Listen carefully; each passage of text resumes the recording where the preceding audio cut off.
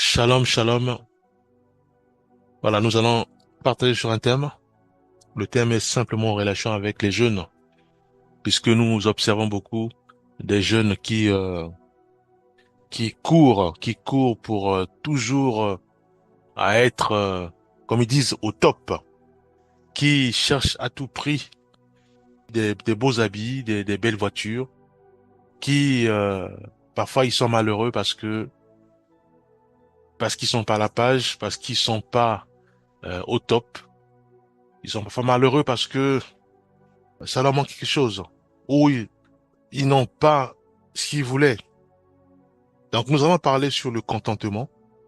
Donc le thème, c'est simplement le contentement, clé d'une vie équilibrée. Pour cela, nous allons définir c'est quoi le contentement. Donc le contentement est un état de satisfaction intérieure qui découle d'une attitude de gratitude et de confiance en Dieu. Plutôt que de toujours aspirer à plus ou à mieux, il s'agit d'apprécier ce que nous avons et de trouver la paix dans les bénédictions présentes. Voyez-vous? Donc il dit, au lieu d'aspirer à plus ou à mieux, puisque voilà, nous voyons tous, on veut être à la page, il y a quelque chose qui est sorti, on veut l'avoir. Il y a tel habit, on veut absolument avoir cet habit, parce que c'est la mode. Donc il est dit que, par rapport à la définition, donc au lieu d'aspirer à plus ou à mieux, il s'agit d'apprécier ce que nous avons et de trouver la paix dans les bénédictions présentes. Alors, prenons Philippiens 4, versets 11 à 13. Ce n'est pas en raison de mes besoins que je dis cela, car j'ai appris à être satisfait dans ma situation. Je sais vivre dans le dénuement, je sais aussi vivre dans l'abondance. En tout et pour tout, j'ai appris à être rassasié et à avoir faim, à être dans l'abondance et à être dans le besoin. Je peux tout par celui qui me fortifie. Voyez-vous? Donc, il est plus qu'important de réaliser que, en tant que chrétien, en tant que chrétienne, courir pour des belles choses, courir parce qu'il manque quelque chose, courir parce que nous voulons absolument qu'on nous voit, qu'on nous, voilà, soit parce que nous avons une belle voiture, soit parce que nous avons des beaux habits. C'est, la Bible appelle ça vanité. Ben donc nous devons, au contraire, rechercher à vivre dans le contentement. Pourquoi? Parce que le contentement, c'est réellement une clé d'une vie équilibrée. Équilibrée, bien aimé. Voyez-vous? Donc il est important d'aspirer à vivre avec ce que nous avons. Donc à être satisfait de notre situation, à vivre selon ce que nous avons. Voyez-vous, certes, c'est difficile pour ceux et celles qui ont façonné leur âme, non, leur âme et leur corps à toujours vivre selon le mode de vie, selon la mode. Nous devons, au contraire, à cela prier, demandons au Seigneur de nous briser, de nous délivrer, afin que le manque de contentement ne puisse pas nous consumer. Nous devons absolument crier vers le Seigneur afin qu'il nous délivre de ça, pour qu'il nous aide à apprécier ce que nous avons, qu'il nous aide à apprécier notre situation, qu'il nous aide à vivre réellement de ce que nous avons, bien aimé. Voyez-vous? Je sais vivre dans le dénuement. Donc que Dieu nous aide à cela. Je sais aussi vivre dans l'abondance. Que Dieu nous aide à cela. En tout et partout, j'ai appris à être rassasié et à avoir faim. Voyez-vous? Alors si déjà, il n'y a pas la nourriture et que je commence déjà à crier au scandale, il y a un souci. Je dois prier, Seigneur, j'ai pas à manger. Seigneur, j'ai plus des beaux habits. Seigneur, ma voiture, je veux la changer, mais je n'arrive pas à la changer, malgré que l'actuelle, elle fonctionne bien. Donc, je dois crier au Seigneur afin que le Seigneur m'aide à apprécier ce que j'ai, à vivre parce que il n'y a pas à manger, à apprécier ma situation. Voyez-vous? Prenons aussi 1 Timothée 6, à partir de ce 6 jusqu'à 8. C'est en effet une grande source de gain que la piété avec le contentement, car nous n'avons rien à apporter dans le monde. Et il est évident que nous n'en pouvons rien emporter. Si donc nous avons la nourriture et le vêtement, cela nous suffira. Voyez-vous? Cela il nous appelle au contentement. Cela fera en sorte que les dettes ne pourront pas nous consumer. Parce que le fait faire en sorte que mes voisins, mes amis puissent voir que j'ai acheté la voiture actuelle, hein, par rapport à la mode, j'ai acheté les habits et autres. Par la suite, je me rends compte que j'ai plus l'argent. Il y a un souci, voyez-vous. Et forcément, je serai endetté. Forcément, je vais chercher euh, à mal dormir parce qu'il faut payer les dettes. Je commence à avoir peur parce que j'ai peur qu'on me saisisse la maison, par exemple. Voyez-vous? J'ai peur que c'est les huissiers qui viennent toquer à ma porte. Parce que j'ai pas cherché à apprécier ma vie. J'ai pas cherché à apprécier ce que j'ai. J'ai pas cherché dans la prière à vivre avec ce que j'ai.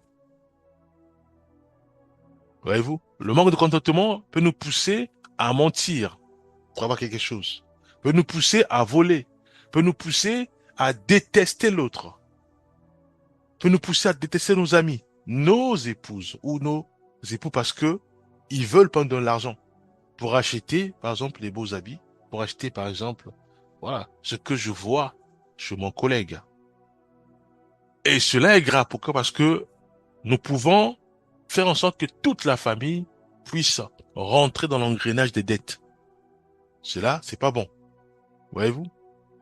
Prenons aussi euh, Matthieu 6, versets 31 à 33.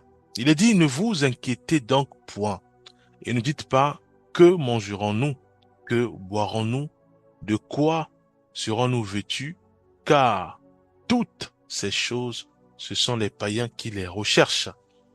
Votre Père Céleste sait que vous en avez besoin. Cherchez d'abord le royaume de Dieu et la justice de Dieu, et toutes ces choses vous seront données par-dessus.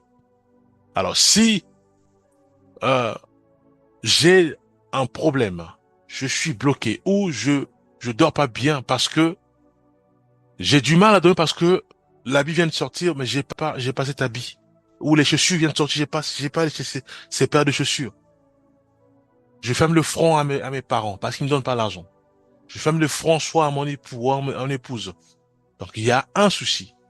Je ne suis plus normal. Je dois chercher dans la prière que Dieu me délivre, que Dieu m'aide à me contenter des paires de chaussures que j'ai, à me contenter de mes habits, à me contenter de ce que j'ai, bien aimé.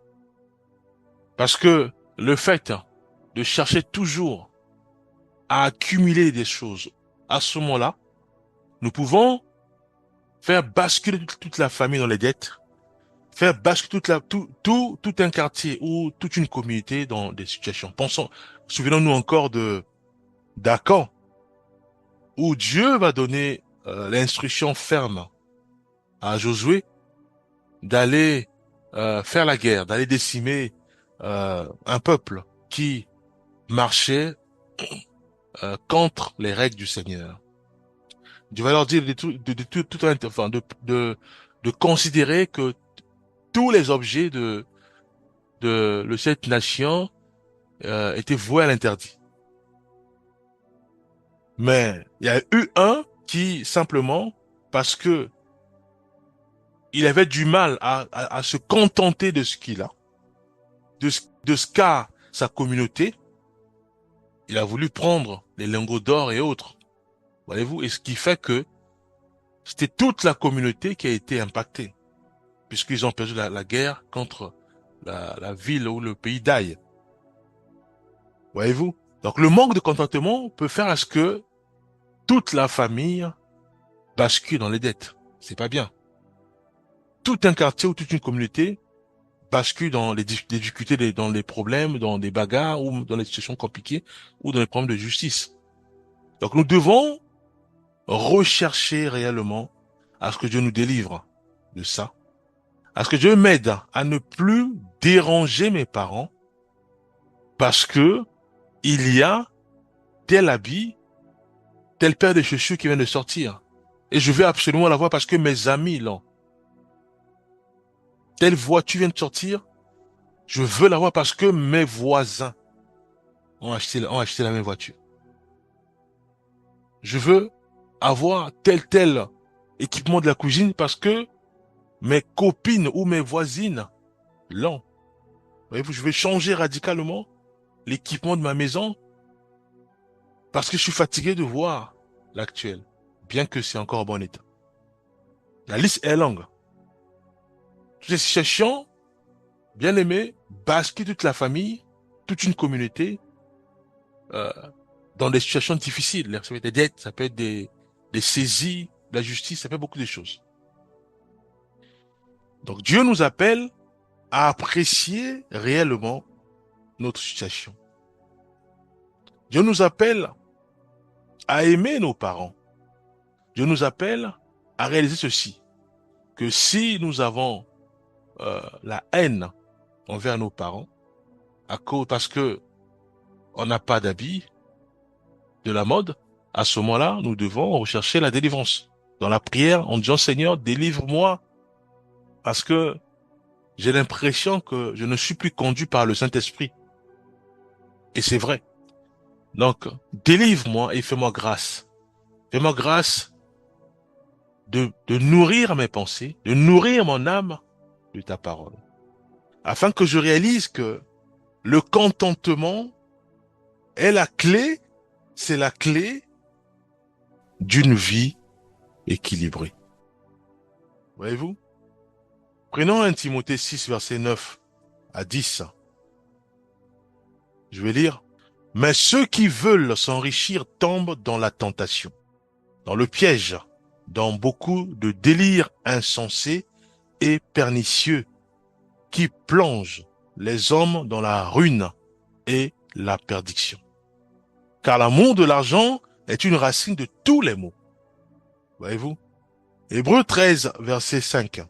Ne vous livrez pas à l'amour de l'argent, contentez-vous de ce que vous avez. Car Dieu lui-même a dit, je ne te laisserai pas et je ne t'abandonnerai point. Je veux absolument avoir une maison parce que mes voisins, parce que mes copines, parce que mes amis ont acheté aussi leur maison. Donc je veux absolument avoir une maison. Pour ne pas, euh, pour ne pas avoir la honte. Ça, ce n'est plus bon. Quand on commence à raisonner comme ça, ce n'est plus bon. Nous devons crier au Seigneur afin que Dieu nous délivre dans cette folie. Voyez-vous? Nous devons au contraire être conduits par le Saint-Esprit. Crions au Seigneur. Seigneur, je veux simplement marcher selon ta volonté et non selon les trains de ce monde. Le contentement, bien-aimé. Très important pour un chrétien, pour une chrétienne. Cela nous évite des dangers, nous évite des situations chaotiques, nous évite la famine dans toute la maison. Parce qu'à force d'acheter les choses, on se rend compte que on n'a plus à manger. Donc la famille n'arrive plus à manger. Toute la famille bascule dans le vol parce que j'ai voulu avoir la belle voiture, j'ai voulu avoir euh, une belle maison et voilà, maintenant nous sommes dans les dettes, plongés dans les dettes. Prenons aussi Proverbe 15, verset 16.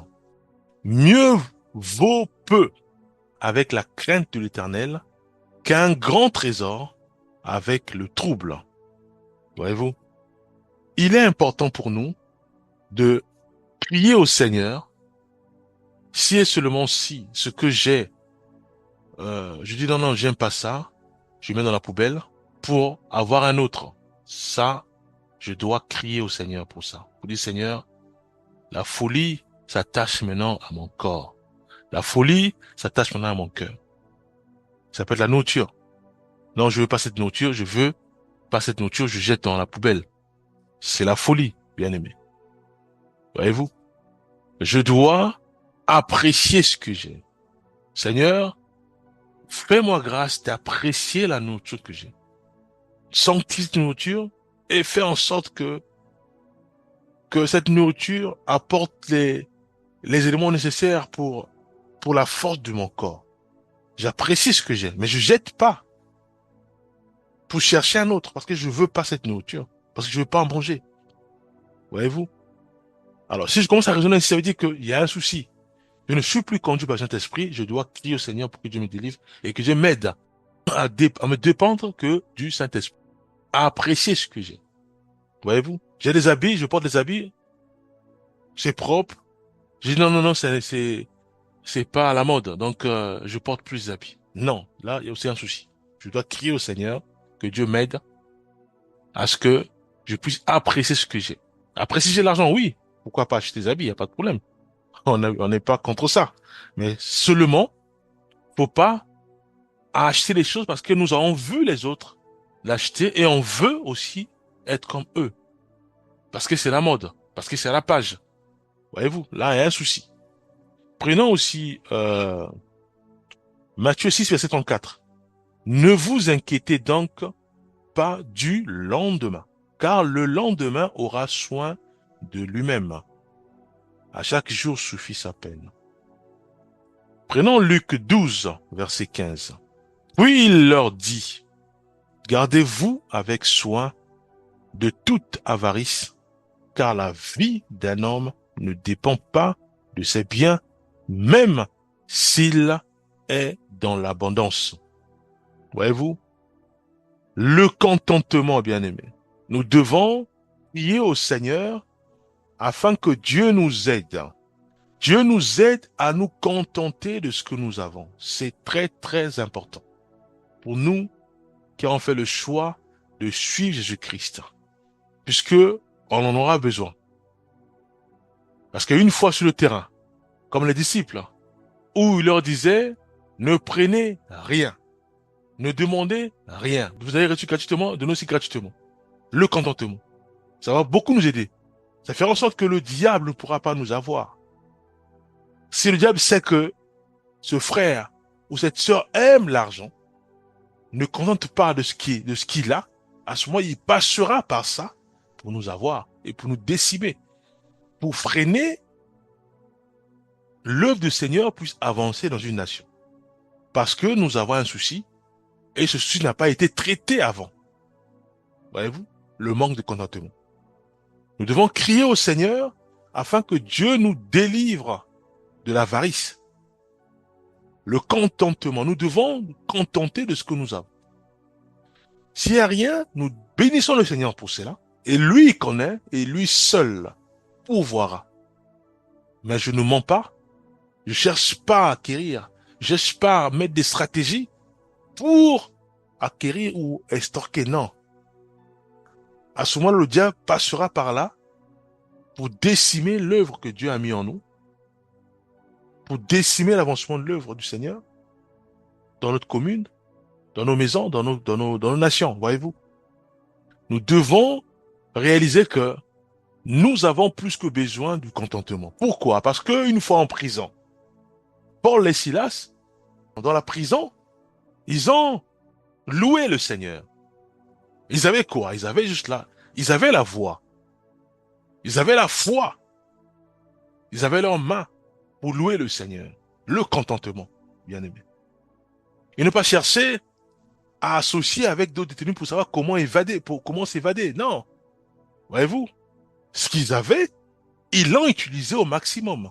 Ils ont glorifié le Seigneur. Et Dieu a agi puissamment. C'est sûr qu'ils n'avaient pas, peut-être qu'ils n'avaient pas mangé. Peut-être qu'on les a mis là-bas au fond et dit, vous êtes les hors de la loi. Mais ils ont appris à louer le Seigneur dans la famine. Ils ont appris à louer le Seigneur parce que soit on leur les habille. Ils étaient nus peut-être. On leur a enchaîné. Ils ont appris cela. Mais comment? Dans la méditation biblique et dans la prière. Le contentement, mais en tant que chrétien, on en aura besoin. On en aura besoin. Dieu peut nous utiliser pour dire, voilà, allez par exemple en Inde, en Chine ou aux Philippines, mais là-bas, peut-être que on va parler du Seigneur, mais on n'a pas à manger. On ne cherchera pas à mentir pour avoir quelque chose, mais le diable va nous avoir. Il dit, écoutez, bon, écoutez, je sais que lui, il supporte pas la famine, mais je vais passer par là pour voir comment il va agir. Mais si au préalable, nous n'avons pas traité ce problème, dans la prière, dans les jeûnes, on dit, Seigneur, aide-moi à apprécier la famine pour louer ton nom, à vivre dans la famine, à vivre dans l'abondance, comme a déclaré Paul tout à l'heure. Voyez-vous? Mais le diable va passer par là pour dire, écoute, on laisse 1 heure, on laisse 2 heures, on laisse 3 heures à enseigner.